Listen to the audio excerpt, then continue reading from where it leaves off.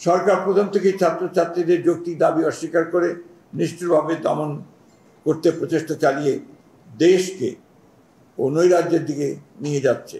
ছাত্র আন্দোলন বলপূর্বক দমন করতে রাষ্ট্রযন্ত্রকে ব্যবহার করে চলেছে নজিরবিহীন তৎপরতা। দেশে আজ অস্বাভাবিক পরিস্থিতি বিরাজ করছে। জনগণের উপর যুদ্ধ ঘোষণা করেছে সরকার। চারিদিকে শুধু অনিশ্চয়তা ও অস্থিরতা। এর সম্পূর্ণ দায় রাষ্ট্র পরিচালনায় ব্যর্থ এই অবৈধ আওয়ামী লীগ সরকারের। শিক্ষার্থীদের বৈষম্য বিরোধী আন্দোলন দমনে গণহত্যা, নৈরাজ্য, ধ্বংস, দমন, নিপীড়ন দেখে সারা বিশ্ব আজ স্তম্ভিত হয়েছে। সরকার ছাত্র, যুবক, শিশু, নারী সহ জনতাকে নির্বিচারে নির্দয়ভাবে হত্যা করে মানবতাকে হত্যা করেছে।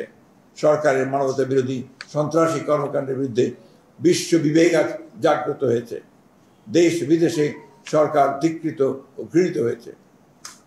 দেশের সকল মানুষ এবং গণতান্ত্রিকামী বিশ্ব গণহত্যাকারীদের গ্রেফতার এবং আটককৃত নেতাকর্মী সহ নিরীহ ছাত্র জনতাকে মুক্তি দেওয়ার আহ্বান জানালেও সরকার বিভিন্ন কূটকৌশল করে পরিস্থিতিকে আরো জটিল করে তুলছে। এসব দাবিতে ছাত্র জনতার কর্মসূচি বানচাল করতে সরকার আবারও নিরাপত্তা বাহিনী সহ ক্ষমতাসীন দলের নেতাকর্মীদেরকে ছাত্র জনতার উপর লেলিয়ে দিয়ে আরো হত্যা, নির্যাতন, দমন, নিপীড়ন অব্যাহত রেখেছে, যার ফলশ্রুতিতে সমগ্র দেশ আজ অগ্নিগর্ভ।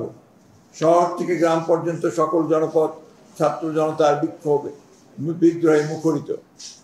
সমগ্র দেশের গণতান্ত্রিকামী মানুষ, সুশীল সমাজ, শিক্ষক, অভিভাবক, সাংবাদিক, আইনজীবী, লেখক, শিল্পী, সাহিত্যিক, শ্রমজীবী মানুষ সহ ধর্ম, বর্ণ, দল, মত নির্বিশেষে সকল শ্রেণী পেশার মানুষ স্বৈরাচারী সরকারের বিরুদ্ধে ছাত্র জনতার আন্দোলনে সমর্থন দিয়ে সামিল হয়ে গণজাগরণের সৃষ্টি করেছে।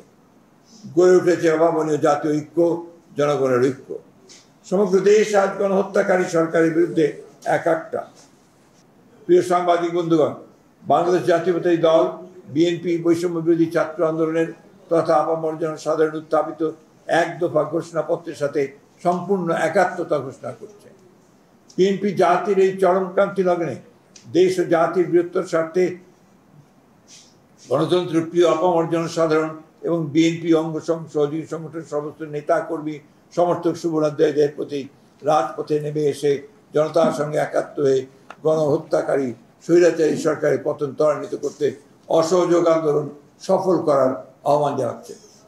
শত শত শহীদের রক্ত বৃথা যেতে পারে না।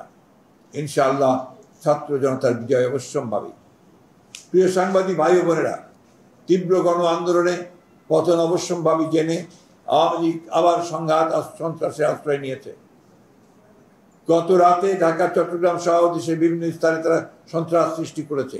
বর্তমানে কারাগারে আটক বিএনপি জাতীয় স্থায়ী কমিটির সদস্য আমির খসরু মাহমুদ চৌধুরী চট্টগ্রামের বাড়ি, বিএনপি চেয়ারপারসনের উপদেষ্টা মীর মোহাম্মদ নাসির উদ্দিনের বাড়ি চট্টগ্রামের মহানগর বিএনপির সাবেক আহ্বায়ক ডাক্তার সাদাত হোসেনের বাসায়, বর্তমানে আহ্বায়ক এরশাদুল্লাহ চট্টগ্রামের বাড়িতে আওয়ামী সন্ত্রাসীরা আক্রমণ করে অবৈধ অস্ত্র ব্যবহার করে গুলিবর্ষণ ও অগ্নিসংযোগ করেছে।